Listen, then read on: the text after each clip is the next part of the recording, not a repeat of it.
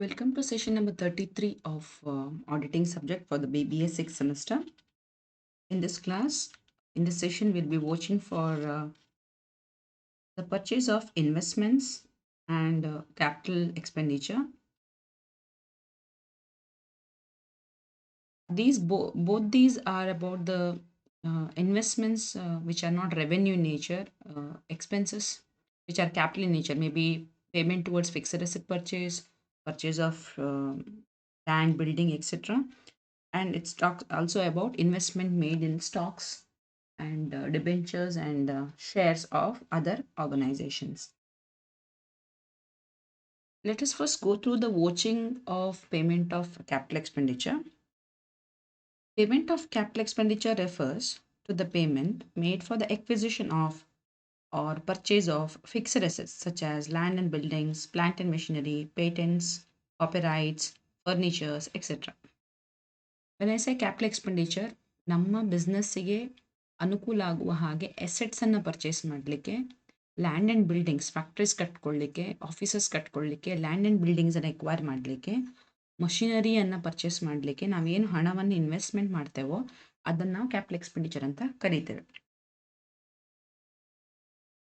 In the in this transaction, the amount involved will be huge. So unlike normal rent payment, unlike normal insurance payment, the amount of capital expenditure in case of land and building, furniture, machinery will be huge. It may run into lakhs, it may run into crores, hundreds and thousands of crores. Hence, such expenditure should be carefully verified by the auditor. What are the points to be noted, or what is the care the auditor should take while he is watching for the capital expenditure? The auditor shall first examine whether the payment which is made towards capital expenditure is been authorized.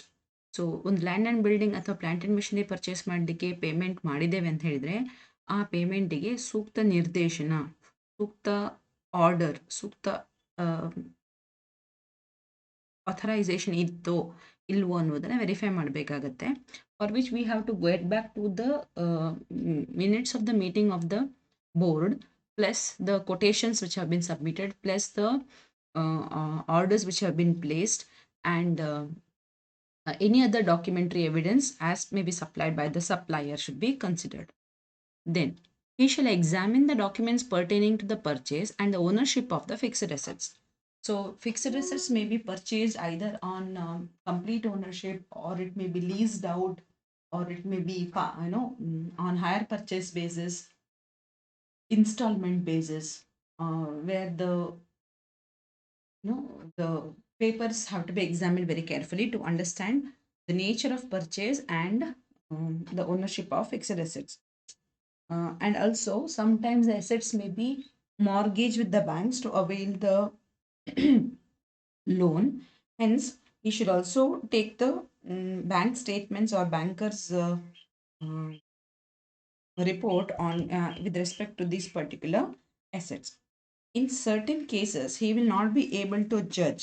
He may not have the capacity to judge or form an opinion, as he may be lacking knowledge in terms of certain assets. For example, ಒಬ್ಬ chartered accountant ಆದವನಿಗೆ ಎಲ್ಲ ಮಾಹಿತಿ ಇರಲೇಬೇಕು ಅನ್ನೋ ಒಂದು condition ಇಲ್ಲ.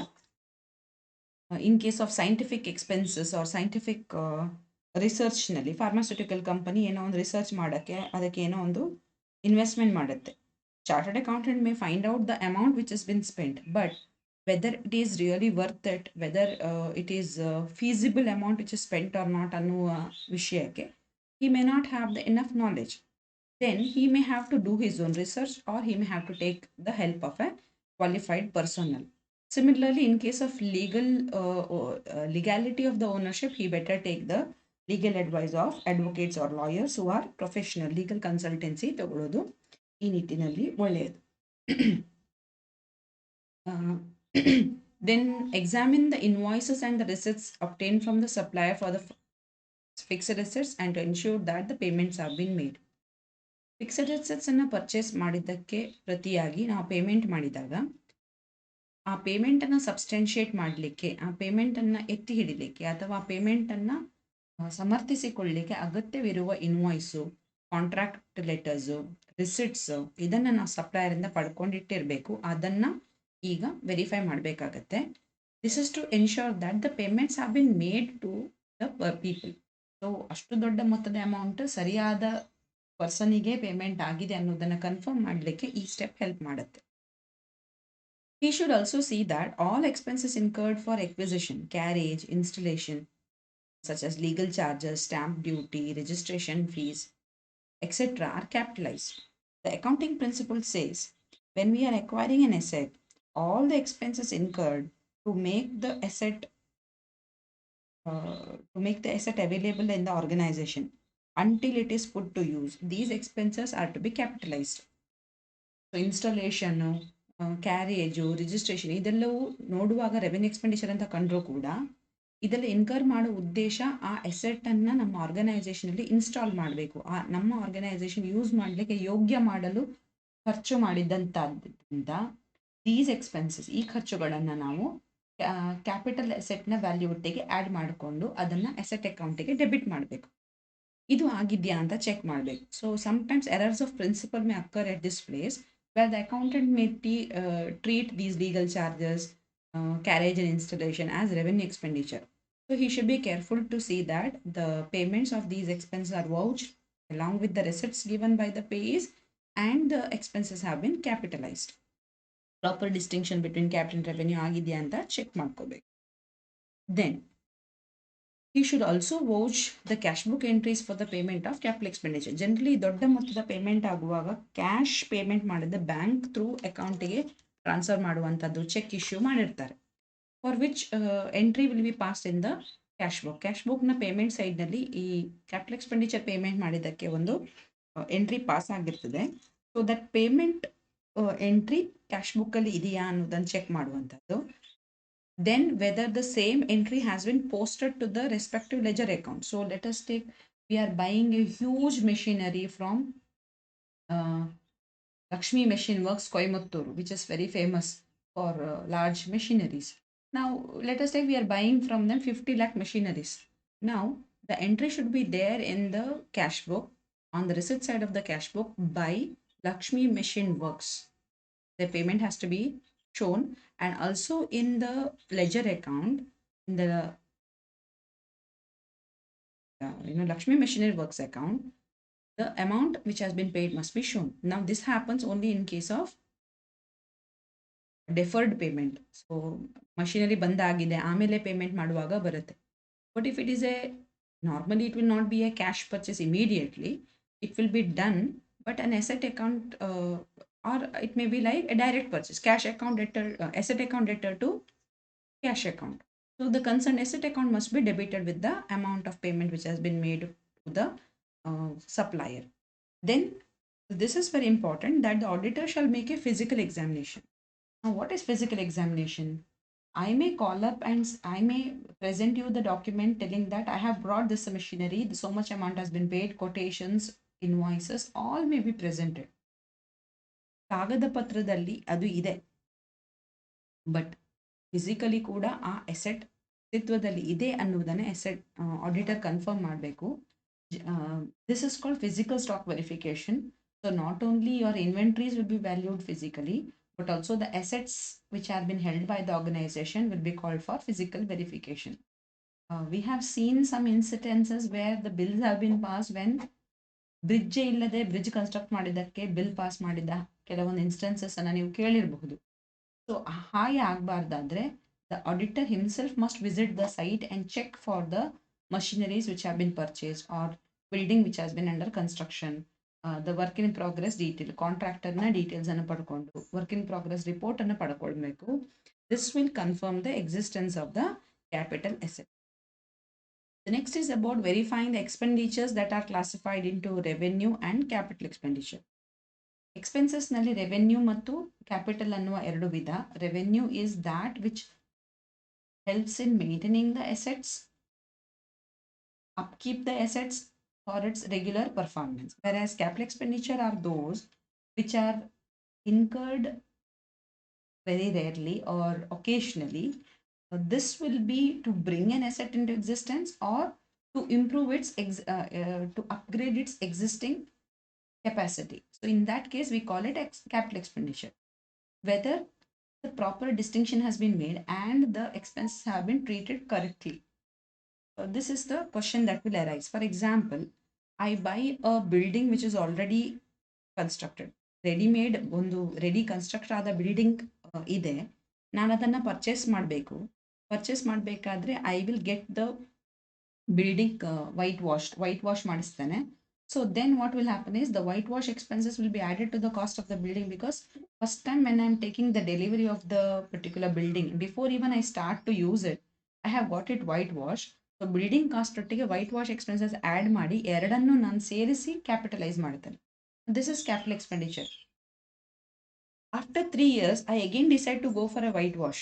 3 ವರ್ಷ use ಮಾಡಿದ್ಮೇಲೆ ಬಿಲ್ಡಿಂಗ್ ಅನ್ನ ಪುನಃ ವೈಟ್ ವಾಶ್ಗೆ ಪ್ಲಾನ್ ಮಾಡ್ತೇನೆ. Now also I incur expense, but now the whitewash expenses should be treated as revenue expenditure, and it's to be treated as regular upkeep expenditure, not adding to the capital value of the asset. So this distinction should be properly made and should be verified by the auditor if such classification has been made appropriately. The next item under watching will be the purchase of investments. So what are these investments? Investments are generally where the organization invests its money in stocks, shares, debentures, etc. Either to make a return out of it, or maybe parking the amounts in the parking their amounts in such way that the investment will yield returns as well as funds at the time of further needs of the enterprise. Investments ಅನ್ನು ಯಾಕೆ ಮಾಡುತ್ತೆ organisation ಅಂತ ಹೇಳಿದ್ರೆ, ಬೇರೆ business ಕನ್ಸರ್ನ್ಸ್ನ ಪ್ರಾಫಿಟ್ನಲ್ಲಿ share ತಗೊಳ್ಳೋ ಉದ್ದೇಶದಿಂದ ನಮ್ಮ ಹಣವನ್ನು ಎಕ್ಸೆಸ್ ಹಣ ಏನಾದರೂ ಇದ್ದರೆ ಅದನ್ನು ಟೆಂಪರರಿಲಿ ಈ ಆರ್ಗನೈಸೇಷನ್ಗೆ ಇನ್ವೆಸ್ಟ್ ಮಾಡಿ ರಿಟರ್ನ್ಸನ್ನು ಪಡೆಯುವ ಉದ್ದೇಶದಿಂದ ಇರ್ಬೋದು, ಅಥವಾ for example depreciation fund investment, sinking fund investments.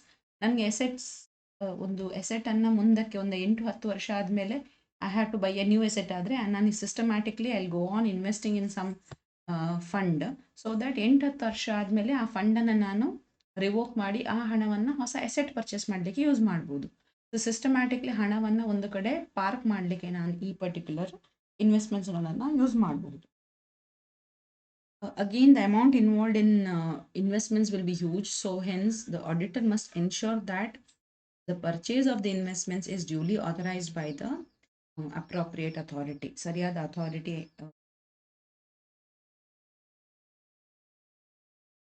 ಅಥಾರಿಟಿಯಿಂದ responsible officials authorise ಮಾಡಿದ್ದಕ್ಕೆ ಆ ಟ್ರಾನ್ಸಾಕ್ಷನ್ಸ್ಗಳನ್ನ ಮಾಡಬೇಕು. ಇನ್ವೆಸ್ಟ್ಮೆಂಟ್ಸನ್ನು ಬ್ರೋಕರ್ ಥ್ರೂ ತಗೊಂಡು ಪರ್ಚೇಸ್ ಮಾಡಿದರೆ ಬ್ರೋಕರ್ಸ್ ನೋಟ್ ಇರುತ್ತೆ, ಬ್ರೋಕರ್ಸ್ ನೋಟಿಗೆ ವಾಚ್ ಮಾಡಬೇಕು. ಬ್ರೋಕರ್ ತನ್ನದೇ ಒಂದು ಸ್ಟೇಟ್ಮೆಂಟನ್ನು ಸಬ್ಮಿಟ್ ಮಾಡ್ತಾನೆ, along with his commission he will mention it. So that will be A documentary evidence. Further, if the investments are purchased through bank, then examine the bank passbook to check the payment. Banks ನಮ್ಮ ಮುಖಾಂತರ investment ಮಾಡಿದರೆ ಆ ಬ್ಯಾಂಕ್ನ ಪಾಸ್ಬುಕ್ನಲ್ಲಿ ಇದರ mention ಇರುತ್ತೆ, so it can be verified. Again, physical verification of investment is recommended. However, in the current day scenario, you do not have a share certificate in physical format. So we run our investments today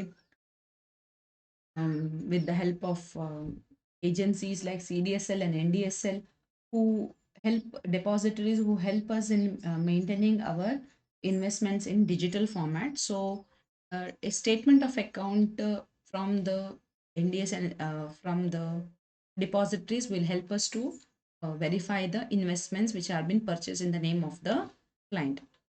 ಇವತ್ತಿನ ದಿನದಲ್ಲಿ ನಮಗೆ physical investigation ಇಂದ share certificate, debenture certificate ಸಿಗೋದಿಲ್ಲ. So we may have to take the demat statement from the depositories. Demat account ಇರುತ್ತೆ, demat account ಮುಖಾಂತರನೇ ಈಗ ಇನ್ವೆಸ್ಟ್ಮೆಂಟ್ಸನ್ನು ಮಾಡಬೇಕಾಗತ್ತೆ. In such cases demat account ಸ್ಟೇಟ್ಮೆಂಟನ್ನು ವೆರಿಫೈ ಮಾಡುವ ಮುಖಾಂತರ ಇನ್ವೆಸ್ಟ್ಮೆಂಟ್ಸ್ ಆಗಿದೆಯೋ ಇಲ್ವೋ ಅನ್ನೋ ಬಗ್ಗೆ ಖಾತ್ರಿ ಮಾಡ್ಕೊಳ್ಬೋದು. ಅಲ್ಲದೆ if the investments are purchase cum interest or cum dividend, ಅಂದರೆ ವಿತ್ ಇಂಟ್ರೆಸ್ಟ್ ಅಥವಾ ವಿತ್ ಡಿವಿಡೆಂಡ್ ಪರ್ಚೇಸ್ ಮಾಡಿದರೆ the payment should be properly allocated between capital and revenue.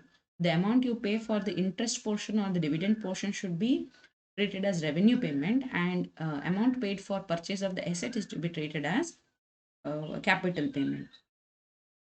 ಯಾಕಂತ ಹೇಳಿದ್ರೆ ಈ ಇಂಟ್ರೆಸ್ಟ್ ಅಥವಾ ಡಿವಿಡೆಂಡ್ ಮುಂದಕ್ಕೆ ರೆವೆನ್ಯೂ ಆಗಿ ರಿಸೀವ್ ಆಗುವ, ಆ ರೆವೆನ್ಯೂ ಪಡ್ಕೊಳ್ಳಿಕ್ಕೆ ನೀವು ಖರ್ಚು ಮಾಡಿರ್ತೀರಾ. So it should be treated as revenue. As I told you, in case of new issues, examine the letters of allotment, banker's receipt, installments paid, etc. But this is quite a old procedure. If you see the current scenario, there is no question of installments being paid. We generally pay the entire amount at once. Everyone needs to have a demat account to be able to subscribe for the new issues. So IPOs is done through bank accounts directly, which is linked to the demat account. Hence, the demat account statement will help us in verifying the investments. Similarly, the investments made should be registered in the name of the client, not in the name of family members of the client, not in the name of children's of the client or somebody else. It should be in the name of the client under consideration. Similarly, in case of a company, then there are lots of regulations under Companies Act 2013 regarding the investment. ಕಂಪನೀಸ್ಗಳು ಹಣ ಹೂಡಿಕೆ ಮಾಡುವುದರ ಬಗ್ಗೆ companies act 2013ನಲ್ಲಿ ರೆಗ್ಯುಲೇಷನ್ಸ್ಗಳಿದ್ದಾವೆ, ರೆಸ್ಟ್ರಿಕ್ಷನ್ಸ್ಗಳು ಇದ್ದಾವೆ. So ಇದನ್ನೆಲ್ಲ ಮನಗೊಂಡು companies act ಪ್ರಕಾರವೇ investments ಆಗಿದೆ ಅನ್ನೋದನ್ನು ಖಚಿತಪಡಿಸಿಕೊಳ್ಳುವುದು ಆಡಿಟರ್ನ responsibility. These are few of the provisions to be kept in mind by the auditor when he is vouching the purchase of investments of his client or the audit organization. With this, I wind up this session. Thank you.